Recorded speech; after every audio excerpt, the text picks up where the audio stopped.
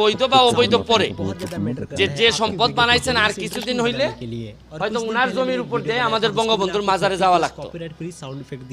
তো এত সম্পদ আপনার শত শত কোটি টাকার ব্যবসা প্রতিষ্ঠানের মালিক এর স্ত্রী ও 2 মেয়ে 2 লাখ শেয়ার কিনেছেন।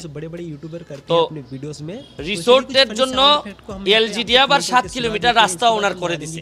যাই হোক, আইজিপি মহোদয় থাকলে এলজিডি তো একটু আপনার ফেভার করতেই পারে বা একটা ভয়ের প্রশ্ন থাকে।